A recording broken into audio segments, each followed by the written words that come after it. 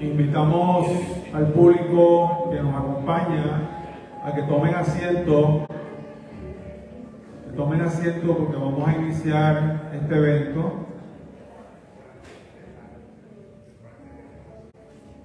Iniciamos este evento en unos minutos. Ya tenemos a las personas más importantes acá.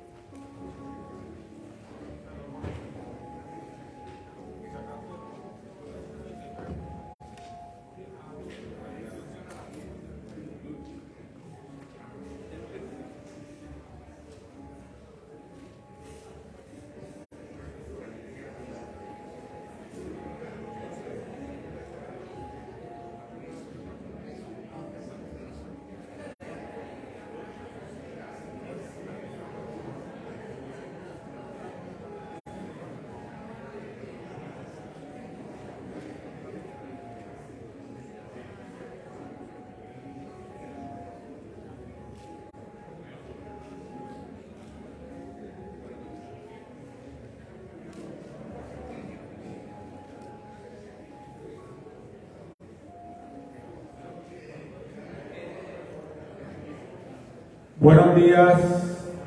Vamos a dar por iniciar esta actividad. Gracias a todos los que nos acompañan en la mañana de hoy. A nombre del Departamento de Español de la Universidad de Puerto Rico en Humacao, a nombre de la revista Exégesis y Cuadribio, y sobre todo a nombre de el Comité de Actividades Culturales del Departamento de Español, bienvenidos y bienvenidas.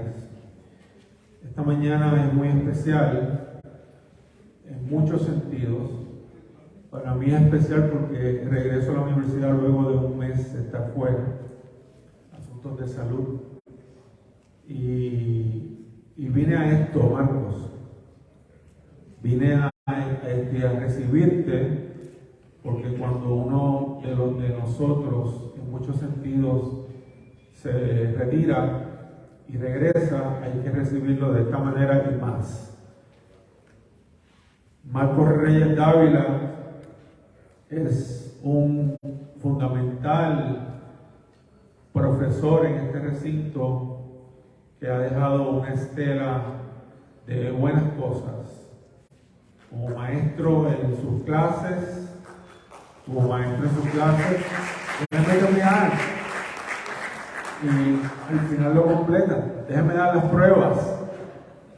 pruebas de esta aseveración. Como maestro en sus clases durante todos los años, por lo menos 30 o más que dio clase en este recinto. Como director, Luis, tranquilo, tómate la pastilla. Como director de la revista Exégesis, en su sentido más extenso, en su periodo más extenso, elevó la revista de la Universidad de Puerto Rico no solamente a nivel universitario y a nivel de Puerto Rico, sino que mucho más allá. En Europa, en Sudamérica, en Estados Unidos. Como poeta exquisito, publicado, representante de la generación de Guajana, tal vez el más joven, creo que el más joven de esa generación. Como hostosiano, sin duda, una vocación hacia Hostos y hacia su figura, pero más importante hacia sus ideas. Y eso se ha demostrado a muchos niveles, dirigiendo comités, institutos, publicaciones sobre Hostos. Y por eso estamos hoy, porque nos ha entregado Marcos no un texto sobre Hostos, sino la biografía. La biografía. Los días de su madrugada, Hostos, la biografía. Y creo que la UPR de Humacao es uno de los primeros lugares donde este texto se va a poner en circulación. Por todo eso y por otros intangibles, pido un aplauso para Marcos Reyes.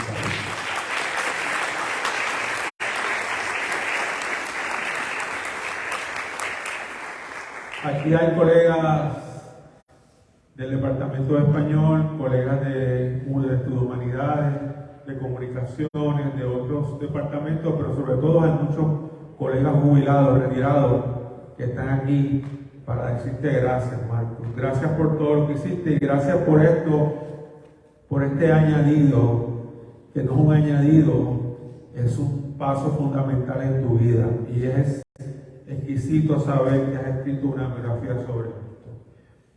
Y nos parece más que razonable, necesario y puntual que la persona que diga algo sobre este texto es el gran maestro, sumamente grande, Carlos Rojas Osorio, para que le pido un aplauso. También retirado de nuestro departamento de español, de nuestro recinto. Y de muchos otros lugares, pero siempre lo han reclamado, retirado del Departamento de Humanidades. Hago esa corrección. Entonces, hemos decidido que ellos quieren hablar primero desde acá y al final se sientan allá los dos y ustedes hacen preguntas. ¿Está bien? Así que, profesor, maestro Carlos Rojas, ¿quieren venir acá, por favor? Un aplauso para él.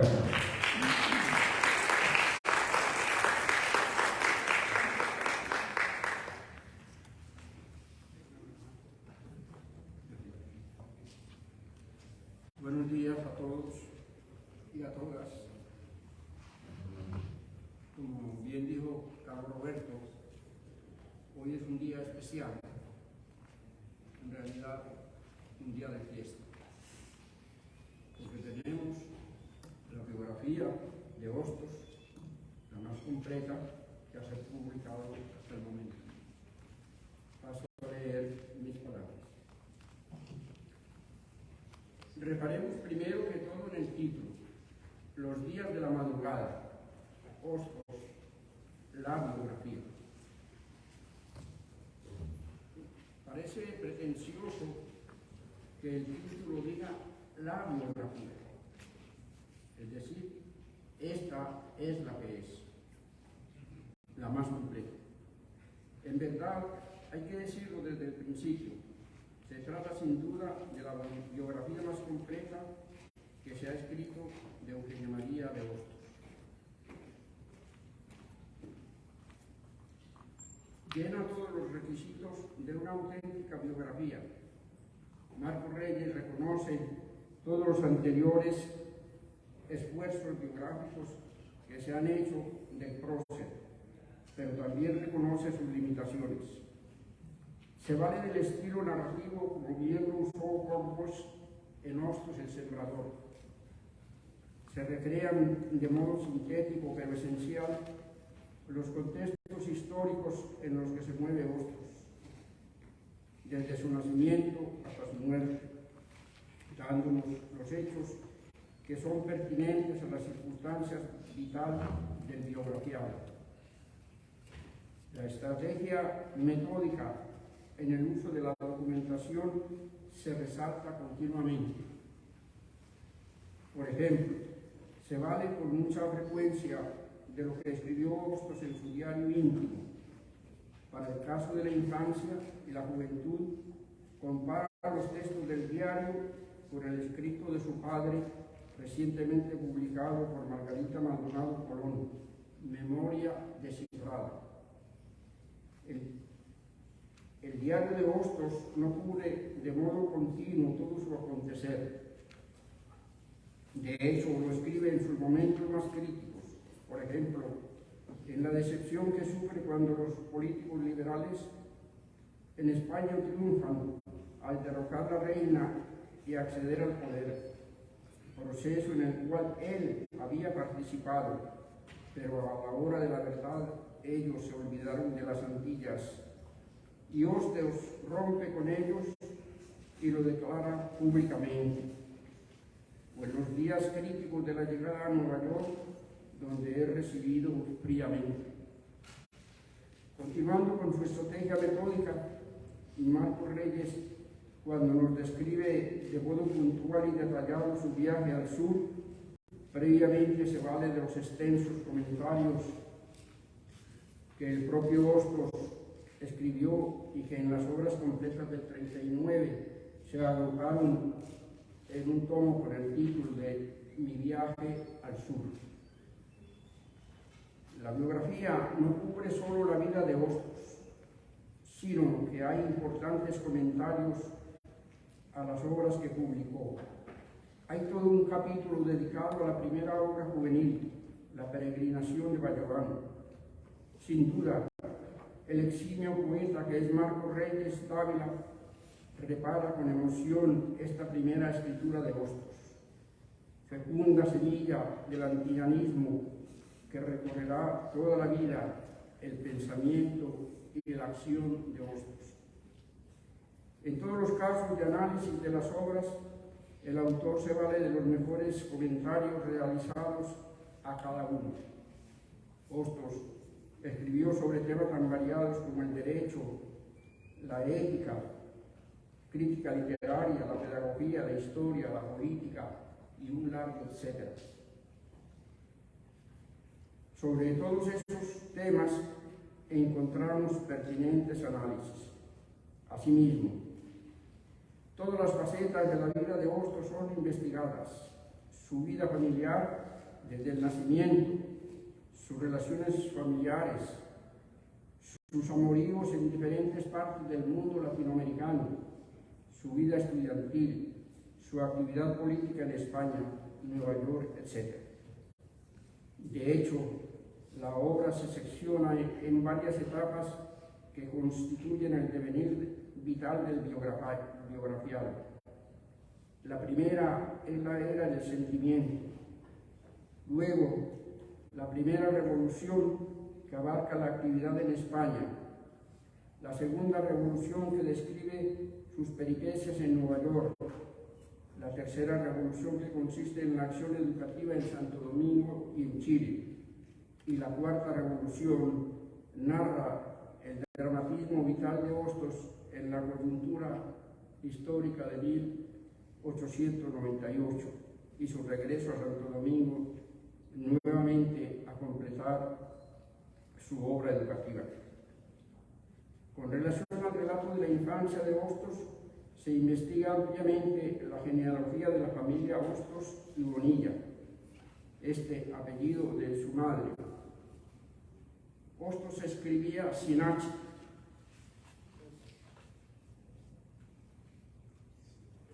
Sobresale en esta genealogía las raíces antillanas, es decir, que el antillanismo que siempre enseñó le viene desde la cuna. Su abuelo era cubano, se hizo escribano en la República Dominicana y se casó con una dominicana hija de españoles, María Altagracia Rodríguez. El bisabuelo era español de Sevilla. La madre de Eugenia María era puertorriqueña, nacida en Mayagüez, doña María Hilaria de Bonilla y Cintrón. Sí, la antillanía de Eugenia María de Hostos corrió por su sangre, como se ve más allá de sus aficiones y convicciones. Como su padre había logrado buenas economías en su oficio de notario, se preocupó de la mejor educación de sus hijos. Eugenia María fue enviado a un colegio en Bilbao.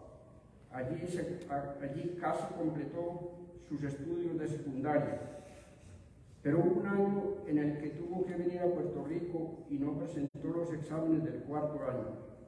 Laguna, esta, que va a ser impedimento para que luego en sus estudios de Derecho no le concedan el título, aunque hizo todos los estudios. Tal fue el cuidado del padre por la educación de Eugenia María, que tuvo que ir desde Puerto Rico a abogar por su hijo. Sobre este aspecto de los estudios, dice bien nuestro autor que se ha especulado mucho, pero no, la realidad es esa. Sí completó los estudios de Derecho en la Universidad de Madrid, pero no logró que le dieran el título por no haber completado los exámenes del cuarto año y de sus estudios secundarios. años. También preparado estaba Eugenio María en Derecho, que más tarde en Santo Domingo escribió sus lecciones de Derecho Constitucional, y tanto en este país como en Chile fue catedrático de Derecho, proponiendo una estructura sociológica en el estudio del derecho. En Madrid, Hostos entra en la vida pública como escritor de artículos de periódico, en especial sobre el tema de las Antillas.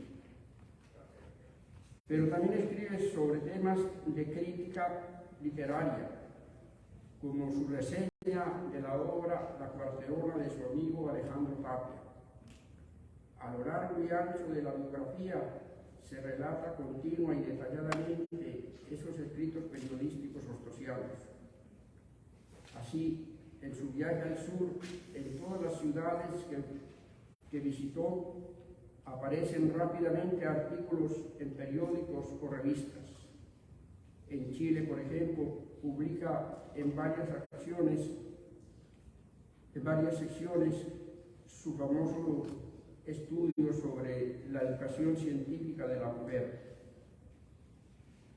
Leyendo la biografía, me parece importante señalar que son pocos los estudios de esta importante faceta de la escritura ostosiana.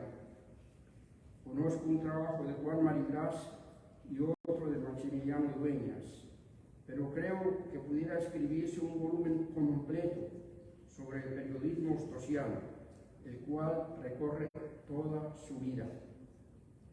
Solo en su periodo de Madrid publicó más de 40 trabajos, y abundan los artículos en la coyuntura histórica de 1898, estando en Nueva York y luego en Mayagüez con motivo de la fundación de la Liga de Patriotas. Estando en Madrid, escribe La peregrinación de Bayomán.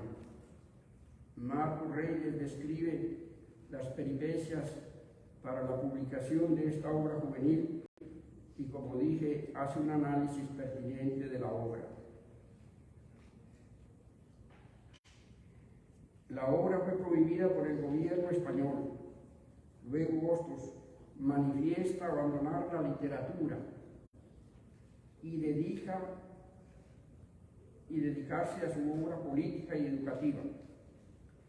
Esta ruptura ha sido muy comentada y se le ha criticado a Hostos que en su obra margina la literatura.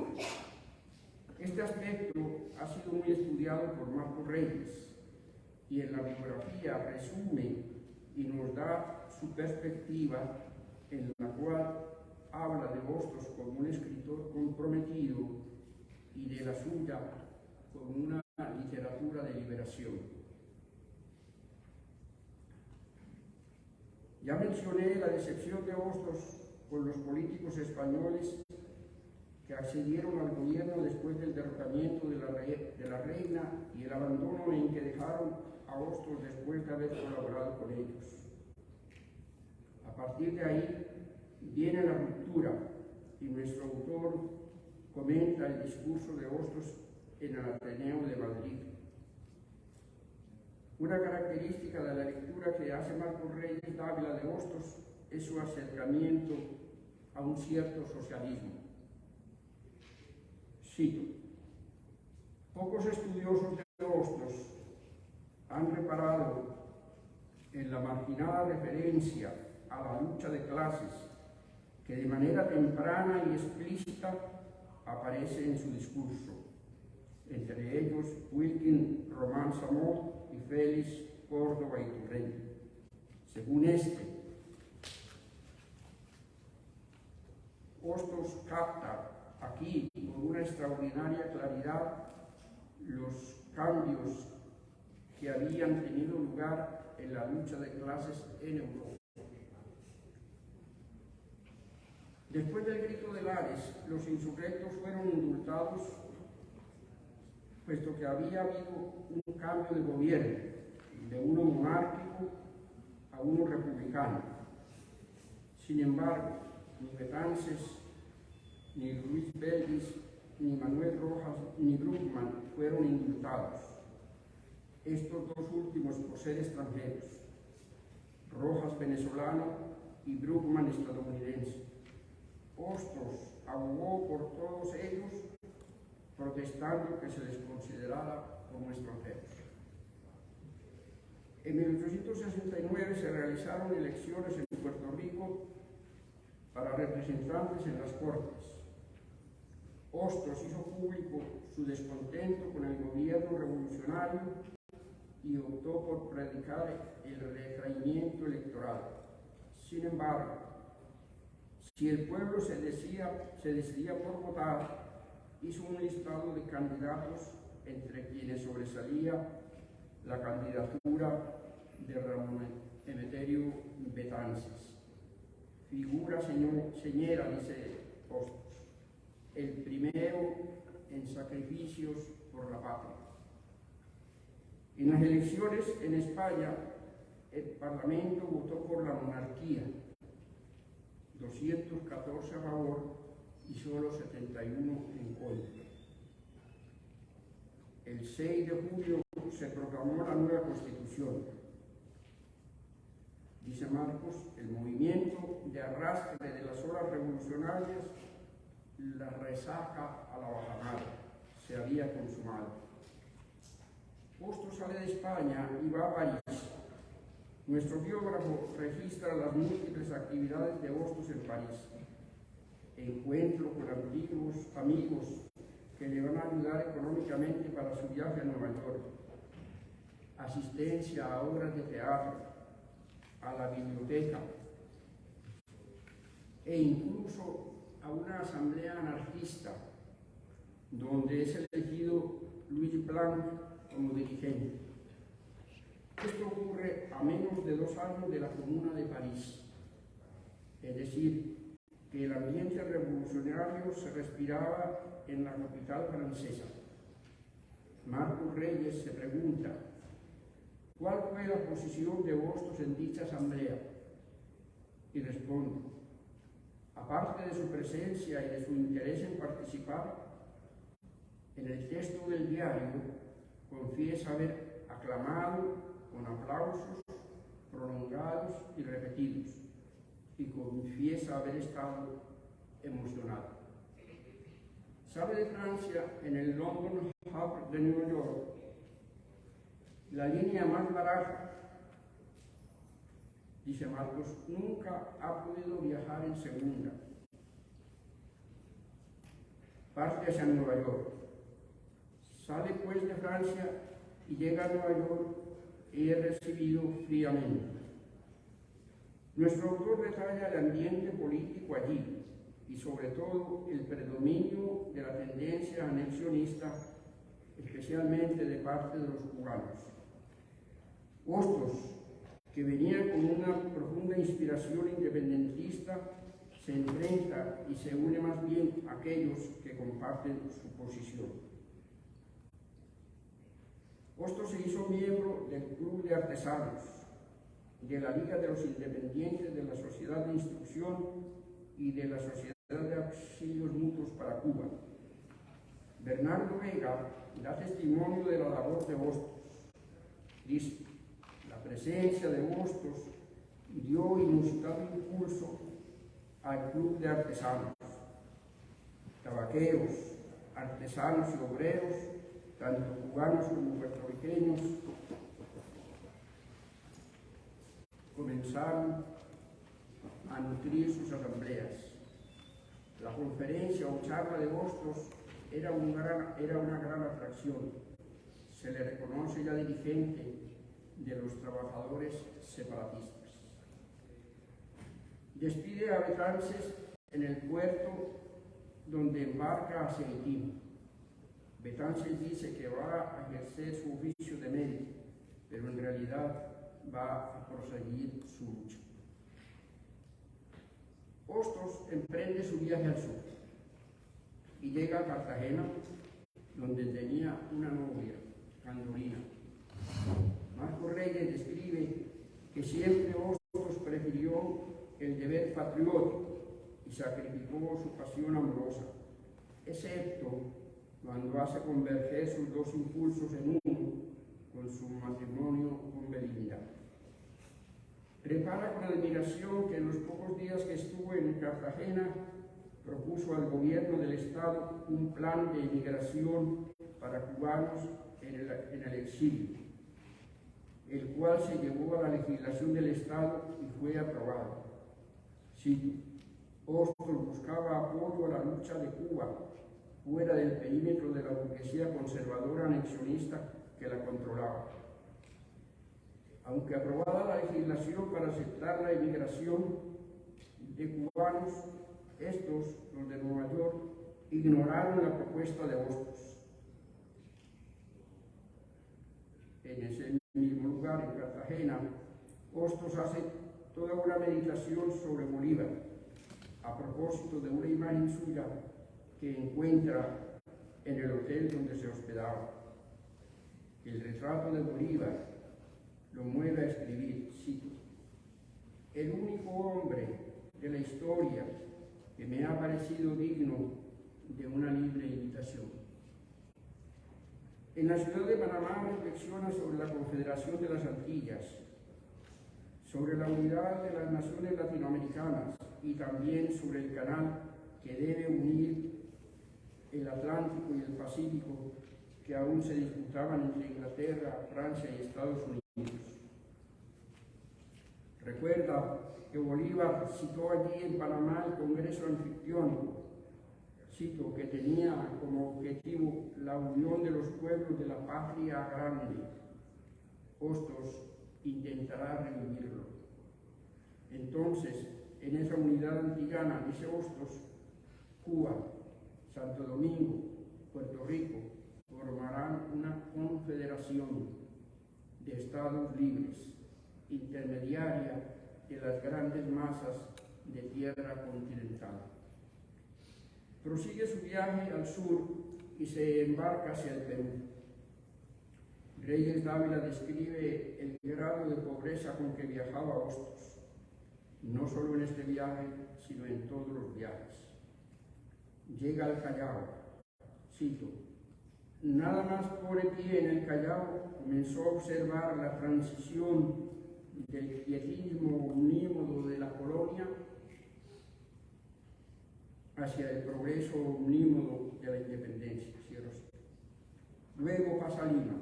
Las observaciones sociológicas de Hostos muestran su agudeza en la captación de los problemas. Se encuentra con cholos, indígenas, gente pobre y una multitud de iglesias que nunca había visto reunidas en una misma ciudad. Fortalece su idea de la necesidad de separación de iglesia y Estado. Sobre todo, toma conciencia del brusco contraste entre sus ideas y la realidad con la que se enfrenta. Efectivamente, cito: la independencia y la república no trajeron consigo la liberación de los pueblos americanos, sino la sustitución de los opresores y explotadores españoles por la clase oligarca de los criollos americanos. Marginada la inmensa mayoría de la población de la vida de la república, la democracia y la libertad quedaron ipso facto burladas. Publica en los periódicos, escribe sobre Ayacucho, diciembre de 1870, y ello contribuyó, dice Marcos, a darle nombre en la prensa limeña.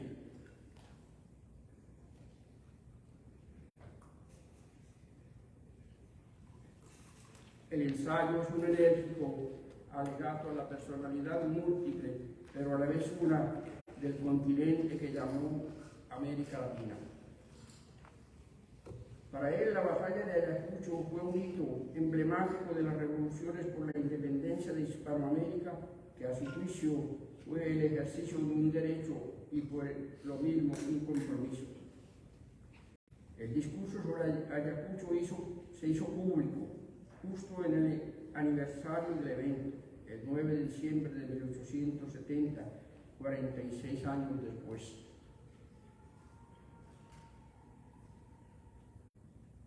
En Chile permanece más tiempo, pero allí la fortuna le fue propicia. Conoce al filósofo positivista Victorino Lastarria, se enamora de su hija Carmen. Es un amorío que lleva más tiempo y mayor alcance, y que le cuesta mucho tener que dejarlo. En Chile dicta las conferencias sobre la educación de la mujer y se las publica. Escribe un ensayo para un certamen sobre la feria. Estando en Nueva York, recibe la noticia de que el ensayo ha sido premiado. Asimismo, fue en Cuba donde escribió el ensayo Hamlet. Es, afirma Marcos, uno de sus ensayos más aplaudidos. Primero aparece en secciones del periódico El Ferrocarril y luego aparece íntegro y más tarde se publica también en Argentina, comenta Reyes. En su exégesis, Hostos y Hamlet intercambian sus rostros, tal como ocurre con Ofelia y Manolita. Se une a Manuel Antonio Mata y a Benjamín Vicuña Maquena para fundar la Sociedad de Auxilio de Cuba. En el aniversario del Grito de Yara pronuncia un memorable discurso que Marcos Reyes califica de una de las piezas de oratoria más famosas. Hostos escribe: yo no he querido prepararme para hablaros, porque hablaros de aquellas tierras es hablaros de mí mismo. El 22 de marzo de 1873 se dio la abolición de la esclavitud en Puerto Rico. Hostos escribe un artículo en que denuncia que la liberación estaba pospuesta, puesto que se obligaba a los esclavos a contraer contratos con sus antiguos poseedores. Cito: herido en el tema, completó y publicó su notable biografía crítica del poeta cubano Gabriel de la Concepción Valdés, conocido como Plácido. Escribe Hostos: el poeta cuya vida vamos a recordar fue mártir del miedo que España ha tenido siempre a la independencia de las colonias. Otro memorable discurso que Hostos escribe en Chile es ante la tumba de Luis Vélez. Hostos dice de él: fue un obrero que murió en la obra y por la obra, pero el ensayo más celebrado que escribió en Chile es la educación científica de la mujer. Primero fueron conferencias. Luis Rodríguez Velasco le responde criticando su posición. Hostos le responde. Yolanda Ricardo nos dice que aquellas fueron ideas transgresoras. La educación, afirmaba Hostos, es para todos y para todas, mujeres y hombres. Pasa a Buenos Aires. Conoce al presidente Domingo Faustino Sarmiento. Le ofrecen en la universidad una cátedra de filosofía o de literatura. No la acepta porque su misión es la lucha por la independencia de Cuba y Puerto Rico. Asiste a una manifestación pública a favor de la independencia de Cuba, a la cual asiste también Bartolomé Mitre y el escritor Guido Spano. Hostos llevaba una bandera cubana desplegada. También aquí pronuncia un memorable discurso.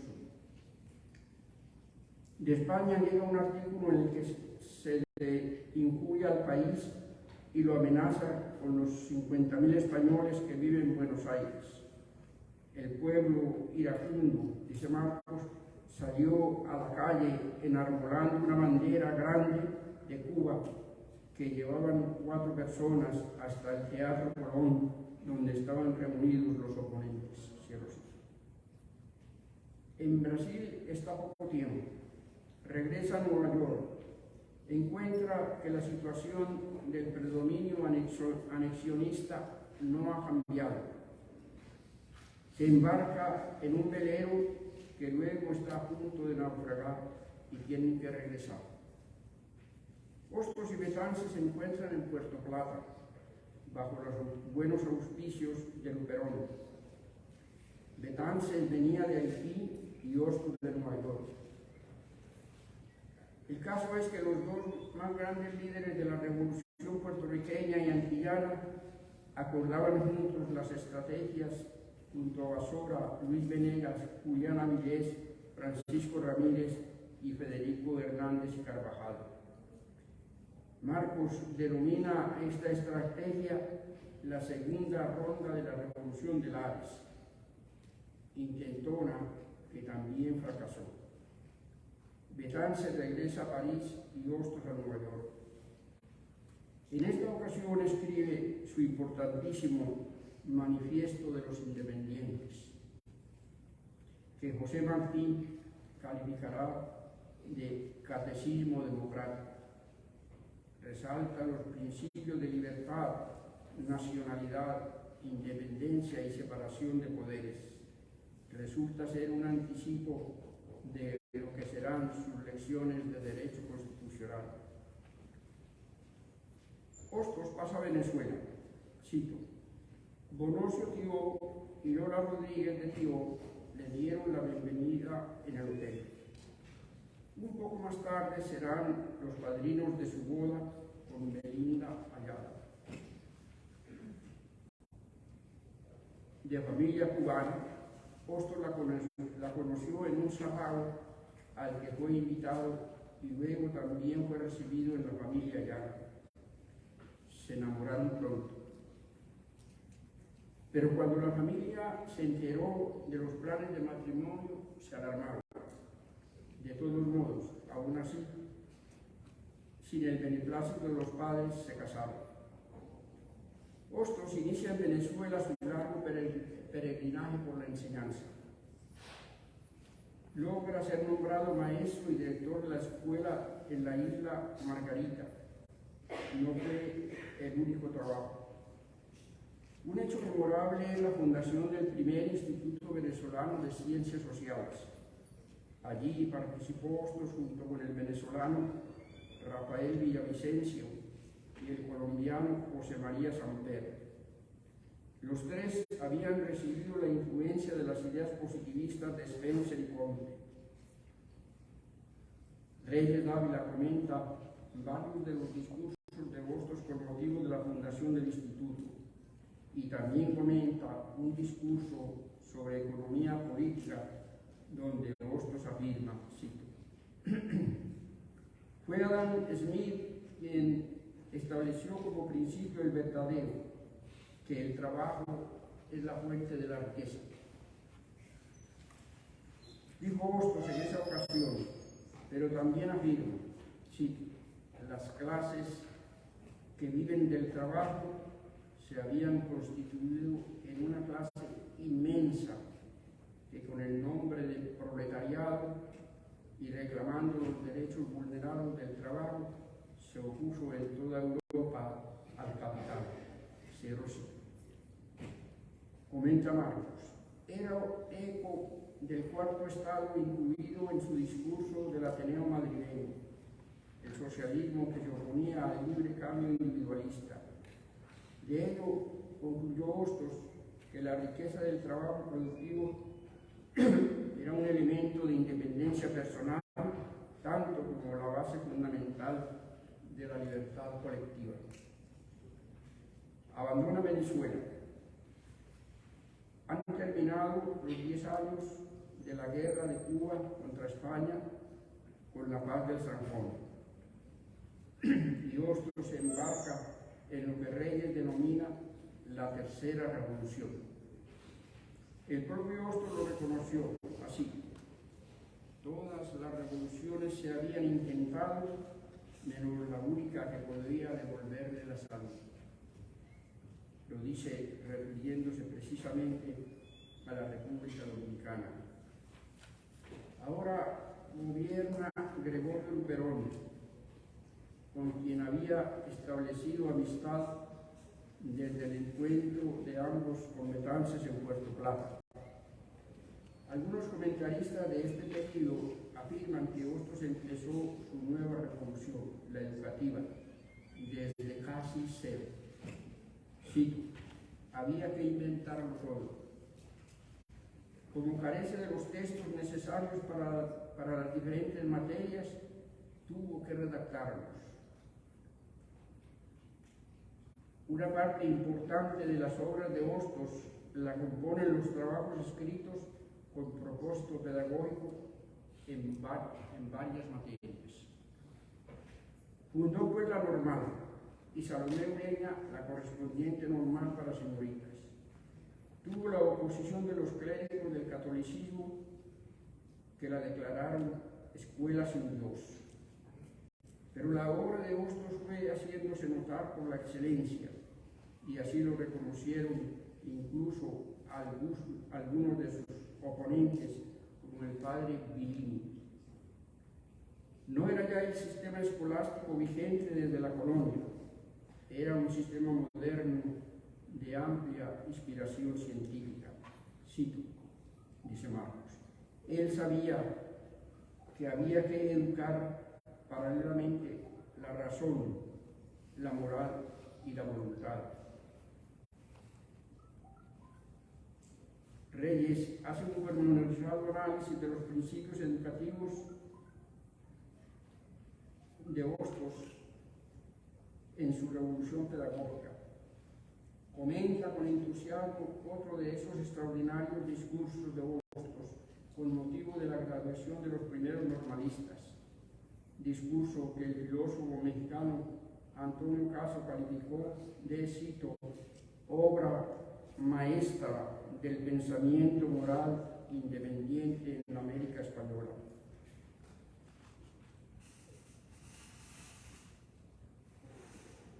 Hostos fue en la República Dominicana más que un educador, fue un líder cultural. Extendió la educación en clases nocturnas para los obreros. Promovió obras de teatro, incluyendo sus propias creaciones como teatro infantil. Dictó cursos de derecho, pero al final de la década llega una dictadura, la de Ulises Heró Liris. Hostos siente la presión de la asfixia a que lo somete el régimen dictatorial. Al final recibe una propuesta de Chile y de nuevo embarca a la tierra que varios años antes había visitado y había sido bien recibido. Continúa su obra educativa por toda una década. Lo nombran rector del Colegio de Chillán y más tarde del Liceo Miguel Luis Amunato. No olvida su compromiso revolucionario con Cuba y Puerto Rico. Por defender la revolución cubana, entra en desacuerdos con el gobierno. Cito: Hostos promovió por sí solo el movimiento a favor de Cuba en la opinión pública de Chile, estableciendo sociedades, creando periódicos, promoviendo mítines, escribiendo y predicando. Hostos escribió y publicó 32 cartas a favor de Cuba, y en esas circunstancias se entera de la guerra cubano-hispanoamericana y la intervención de Estados Unidos. Siente que tiene que cumplir su compromiso con Puerto Rico. Tiene que convencer a Belinda, hasta que ésta le dice: hazlo, Hostos. Y entonces se va al teatro de los acontecimientos. Sale de Valparaíso hacia Caracas el 27 de abril de 1898. Se inicia lo que Marcos Reyes denomina la Cuarta Revolución, Madre Isla. La Cuarta Revolución tenía la dificultad de enfrentar a un enemigo más poderoso. Había que intentar vencerlo con las propias armas. Esas armas fueron las armas del derecho. Reconoció el régimen democrático basado en un Estado de Derecho de los Estados Unidos, pero en contradicción con sus prácticas imperialistas. Aunque defiende la democracia, Hostos muestra también la contradicción que significa invadir por la fuerza, atenerse a un mero régimen de poder imperial. Escribe Marcos: los acontecimientos finiseculares de 1898 a 1900 constituyeron hasta la época presente el período histórico más crítico y determinante de la historia nacional de Puerto Rico. Cuando llega a Nueva York, es notificado que los puertos de Puerto Rico estaban bloqueados y que el 12 de mayo se había bombardeado San Juan. Luego se da cuenta que ha llegado tarde. El general Máiz ha salido del puerto de Santiago de Cuba hacia Puerto Rico. Durante esos días neoyorquinos le hacen muchas entrevistas. Siempre manifestó que, contrario al derecho, Puerto Rico ha sido invadido contra su voluntad y que nunca ha sido consultado. Le recordó al gobierno que, conforme a la Constitución y al proceder del gobierno respecto a los otros territorios, esta debe hacerse por medio del plebiscito. Reyes Dávila dedica un excelente capítulo a reseñar las actividades de Hostos en la Liga de Patriotas. En la moral social, Hostos había establecido el deber de defender todos nuestros derechos, y la mejor manera de hacerlo es por la educación. Así que en la Liga de Patriotas hace valer este deber y dedica sus conferencias a la educación del pueblo para la defensa de sus derechos, que en este momento son conculcados por un gobierno militar invasor. No solo educa para la defensa de los derechos, sino que funda instituciones educativas como el Colegio Municipal de Mayagüez. Solo Hostos tuvo en ese momento una visión integral de lo que debía y podía ser Puerto Rico. Los políticos de turno buscaron cómo acomodarse a la nueva situación.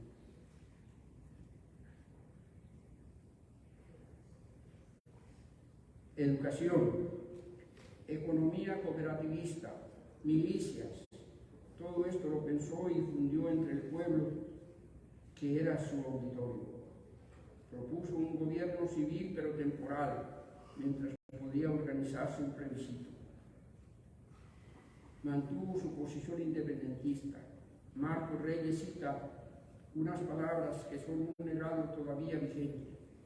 Cito a Hostos: aquellos de entre los puertorriqueños que vean más a fondo el porvenir seguirán creyendo que Puerto Rico será un estado confederado de las Antillas Unidas, en un todo político y nacional.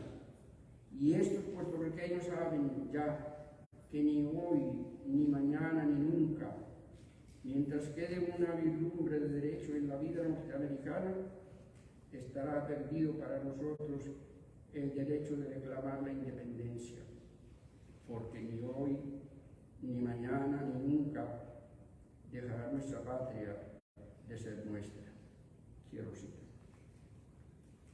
Hostos recibió una invitación del presidente de la República Dominicana, Horacio Vázquez, para que fuera a continuar su obra educativa.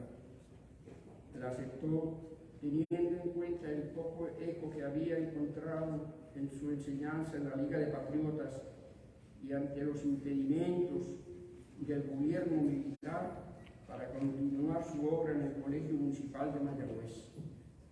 En Santo Domingo fue recibido de modo triunfal. Volvió a la escuela normal y también lo nombraron instrucción general, inspector general de instrucción pública. Desde esta posición propuso la reforma educativa. Esto ocurre en 1900. Solo 3 años después surge una insurrección contra el presidente. Las turbas insurrectas atacan la casa de Hostos y tiene que refugiarse en un barco de bandera norteamericana. Y poco después, incluso en el edificio de la Normal, poco apta para ser el alojamiento de una familia, Vázquez es depuesto y toma el poder Alejandro Bosch Gil, y en junio gana las elecciones como único candidato. El presidente le pide a Hostos que no se vaya del país, pero Hostos está completamente decepcionado y le ha escrito al presidente de Cuba, Estrada Palma, con el fin de prestar sus servicios en el país. No recibe respuesta. La enfermedad corporal y el desaliento espiritual van agravando su situación hasta que el 11 de agosto fallece. Antes del fallecimiento de Hostos se publican los resultados de unas elecciones en Puerto Rico hechas por la correspondencia. Solo el 17% votó por la anexión y el 73% a favor de la independencia. Fue la única noticia positiva del momento. Hostos pensó que si se hubiera quedado en Mayagüez, tal vez habían triunfado. Reyes Dávila concluye su extraordinaria biografía con las palabras del maestro. Sí, la eternidad hace bien en ser paciente. Los momentos pasan con ellos los hombres, pero llega el día de la victoria para la justicia. Quien no vea el que por ella ha sucumbido, eso qué importa.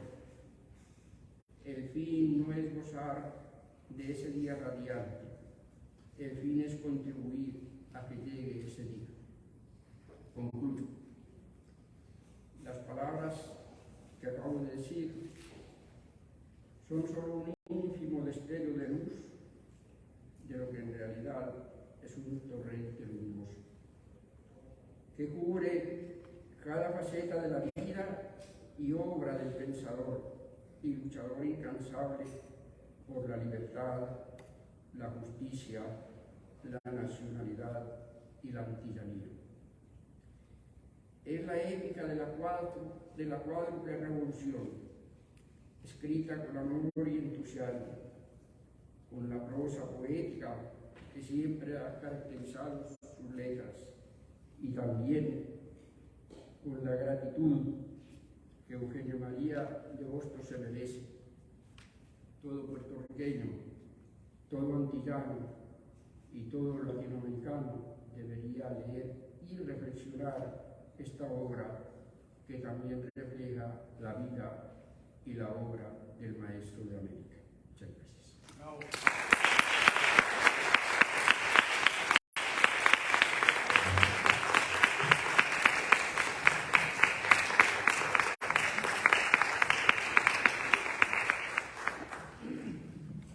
Antes de pasarle el micrófono a Marcos, tengo que decir 3 palabras muy importantes sobre este texto. No de su contenido, sino de su hechura, porque por lo general los editores somos invisibles. Y esta edición está exquisita, muy bien construida, muy buena selección de todo, cubierta, papel, incluye una galería de fotos, incluye una biografía citada y además incluye un índice, no solamente es un índice onomástico, también es temático y toponímico. Excelente edición, felicito a Editorial Patria, su editor está aquí, el editor de Patria está, póngase de pie, un aplauso para él, gracias. Y por último, me encanta la portada, no porque es muy hermosa, sino porque hay un detalle que yo como editor valoro. El nombre de Marcos está muy abajo, muy pequeño, porque nadie es más grande que Hostos. Gracias, un aplauso para Marcos.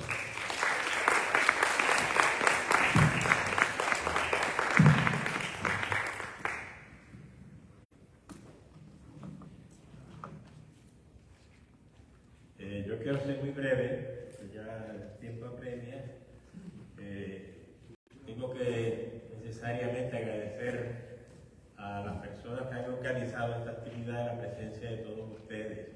Este recinto pues, fue mi casa durante más de 30 años y aquí están presentes, y en este recinto están presentes muchos de mis más entrañables y queridos amigos y colaboradores.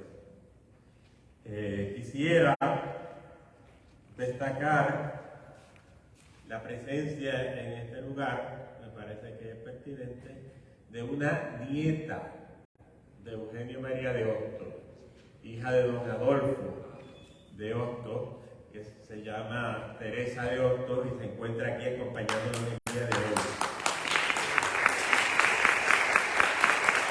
Ella ha seguido la tradición familiar conocida por su madre, que conocimos y querimos entrañablemente de estar presentes hasta donde le es posible en todas las actividades dedicadas a su abuelo.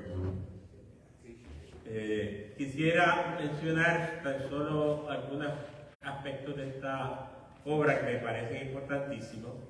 Entre ellas, el hecho de que mi intención al escribir esta obra no era la de hacer análisis de los textos de Hostos ni nada por el estilo, sino sencillamente narrar, contar la vida de Hostos del día a día, del momento a momento, todos los hechos más destacados. Polemizar, para nada. Sin embargo, pues no se podía contar la historia de Hostos, que estuvo aquí, que estuvo allá, que quiso, que viajó a otro sitio, sin hacer alusión, sin hacer referencia, sin reseñar al menos lo que fue su obra escrita, lo que fue su obra política, lo que fue su obra revolucionaria, porque como bien señaló Carlos, eso fue Hostos. Él se identificaba tan completamente con las cosas que hacía que prácticamente no encontraba diferencia entre su lucha y su quehacer por la libertad de las Antillas, de Puerto Rico, de la América Latina entera, de España, que es uno de los elementos que se suele señalar de manera crítica, porque se habla a veces de que del Hostos español o del Hostos reformista, del Hostos que luchaba en España por una simple reforma, y se olvida del hecho de que eso fue una estrategia utilizada por Hostos para que a través de los cambios que él intentaba generar en España se lograran importantes avances en la condición política de Puerto Rico, dirigida sobre todo a la finalidad última de lograr la soberanía de nuestra patria. Quisiera también destacar el hecho de que en esta obra, por primera vez, se repasa de manera cronológica lo que fue gran parte de su obra como joven estudiante en España.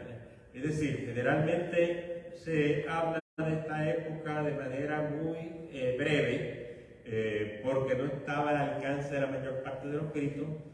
Estos se publicaron en un volumen aparte de las obras completas que no ha estado al alcance de todo el mundo.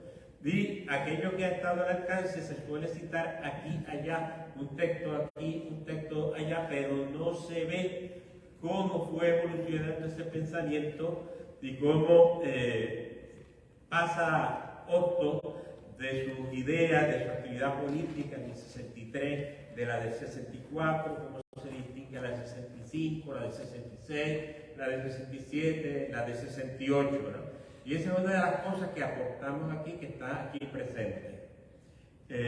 Destacamos en buena medida también lo que fue su vida personal, ¿verdad?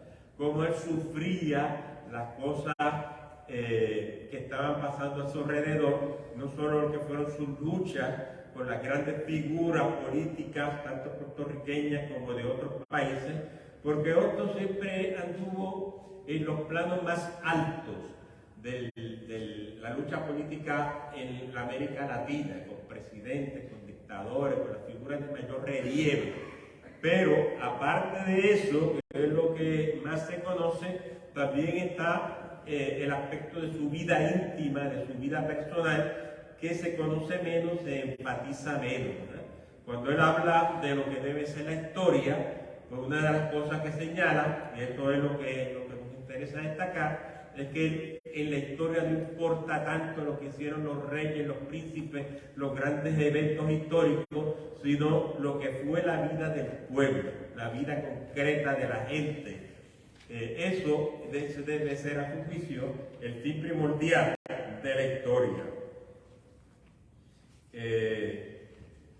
Tengo que destacar también en esta biografía, intentamos que fuera Otto quien contara su historia, ¿no?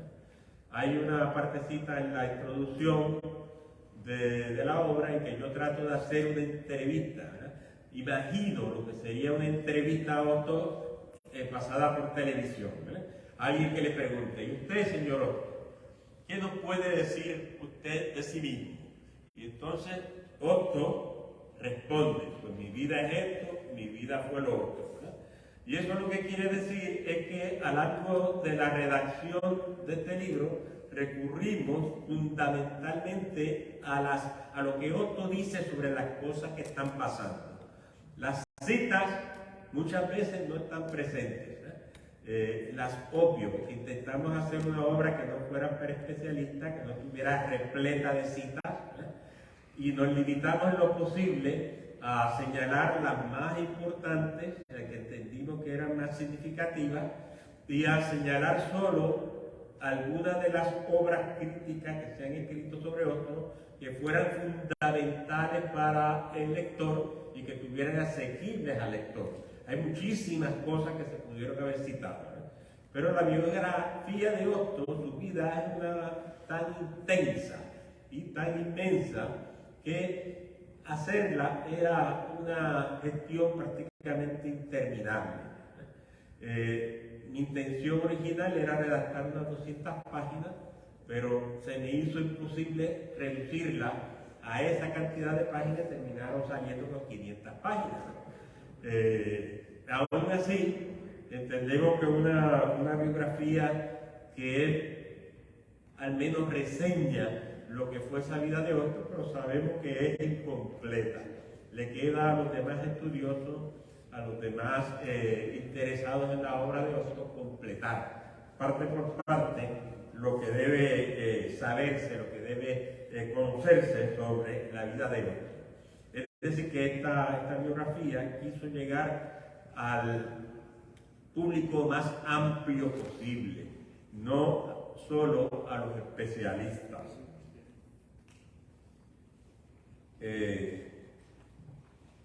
Cuando se habla acerca de por qué escribir una biografía de Otto, es algo que se me preguntó en Fuego Cruzado por radio los otros días, pues una de las cosas que se puede señalar no es solamente lo que acabo de decir, sino también el hecho de que no se publicaba una biografía desde hace más de 70 años. Es decir, que yo hubiese podido nacer y morir sin que a lo largo de toda mi vida se hubiese publicado una sola biografía sobre una de las personas que yo entiendo, que yo creo que muchos puertorriqueños entienden y creen que es la figura más importante, más significativa de la historia de Puerto Rico, ¿no? Fue el gran abogado, el gran artífice de los argumentos fundamentales que se escribieron en la época más crítica de la historia de Puerto Rico, que fue cuando en la invasión de Estados Unidos norteamericana, que se produce como resultado de la guerra que llevaba los cubanos contra España por su independencia. Estados Unidos interviene, Estados Unidos ocupan las colonias que tenía España y entre ellas decidieron quedarse con Puerto Rico. Otto es quien argumenta que a base y con fundamento de lo que eran las leyes, la Constitución de los Estados Unidos, los Estados Unidos tenían que realizar una serie de reformas, de acciones, de determinaciones en nuestra isla, y Otto es bien detallista: hay que hacer esto, hay que hacer lo otro, hay que hacer aquí, etc. Le presenta los principales elementos, personalidades del gobierno de Estados Unidos, incluyendo el presidente McKinley, las cosas que hay que hacer en Puerto Rico para poder hacer del pueblo de Puerto Rico una comunidad organizada, posible, factible, aunque fuera dentro del contexto de la anexión de Puerto Rico a los Estados Unidos, aunque fuera eso, porque la isla y la gente no podía quedar viviendo aquí en Puerto Rico como un reguerete de gente, había que organizar el país, y eso es una de las cosas que otros, reconociendo que una parte importante del liderato político de Puerto Rico deseaba la anexión, plantea. No obstante, Otto sabía muy bien que si eso se realizaba, que si los puertorriqueños se organizaban, se estaban preparando a sí mismos para llevar una vida como pueblo, y que ese desarrollo de la vida como pueblo podía llevar no solo a la anexión, sino también a la independencia. Deseo finalmente destacar que a lo largo de toda su vida, Otto no deseó otra cosa sino la de ser útil, al pueblo, la de ser útil a los demás, que en todos los sentidos y de todas las maneras que le fue posible luchó por la libertad de las personas y de los pueblos.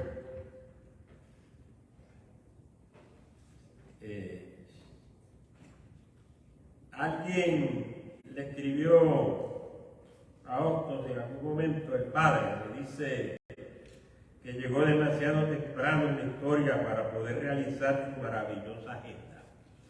Las ideas de Otto a veces se catalogan como idealistas, como utópicas, como las ideas de un hombre que ve un ideal al que no se puede llegar. Es cierto que Otto planteó esas cosas, pero Otto no se quedó ahí. Otto trabajó por hacerla realidad, y esas ideas, esas idealizaciones, esas utopías, las convirtió en una agenda de trabajo que se esforzó por realizarla, por llevarla a cabo a lo largo de su vida entera. Muchos intelectuales puertorriqueños destacan el hecho de que lo más importante de la obra de vida de Otto fue lo que hizo, fue la manera como desarrolló su propia vida, atendiendo a eso, atendiendo al hecho de que lo más destacado, lo más asombroso de la vida de Otto fue la manera en que la realizó, que la llevó a cabo, que se comportó hasta el fin de sus días, es que escribimos esta biografía. Muchas gracias, espero que le haya sido de utilidad lo que hemos dicho hoy.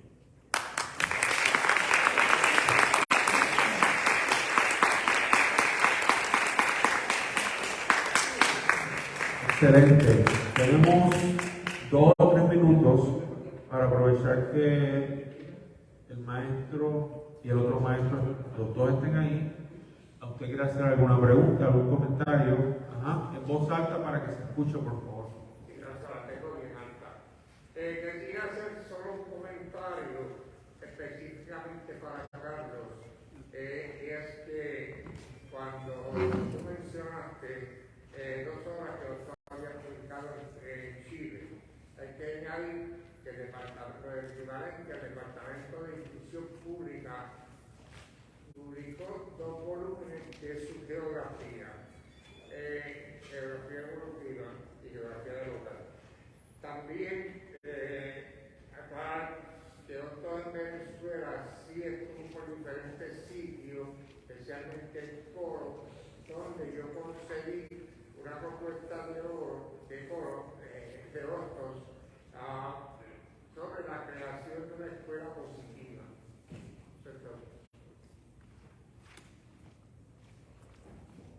Quien habló fue el maestro Carlos Pérez, jefe bibliotecario de este recinto y también retirado. ¿Alguien más quiere decir algo? ¿Un comentario o otra pregunta? Ok, entonces vamos por ya terminado. Antes de eso les pido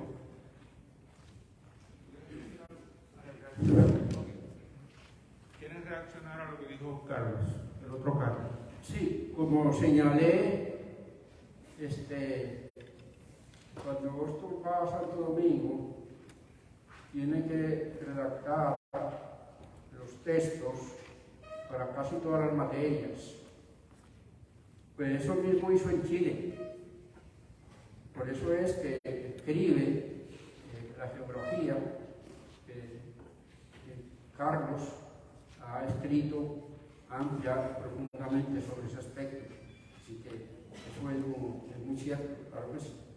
Muy bien. Por favor, antes de irse, llénenos esta hojita muy importante para evaluar la actividad del Departamento de Español. Bueno, gracias a todos por estar acá. El libro me dice su editor que está en todas las librerías de Puerto Rico, en internet también, en las librerías que tienen espacio en internet. Él tiene unos libros con él. Hable con él directamente porque hay una prohibición de vender libros dentro del recinto. Quiero invitarlos a una actividad que se realizará el jueves de la semana próxima. El próximo jueves de la otra semana. Sí, una reportación del amigo, colega, profesor de esta universidad, Antonio Mancilla, que será en el anfiteatro de Nuevo Artes. Muy bien. A las 10:30, igual que hoy. Muy bien. Un aplauso para todos ustedes. Gracias por estar acá. Gracias, Marco, por dejarnos este texto tan fundamental. Gracias a su editor por acompañarnos. Gracias al maestro Carlos Rojas, nuevamente por echar luz sobre nuestras huellas. Gracias.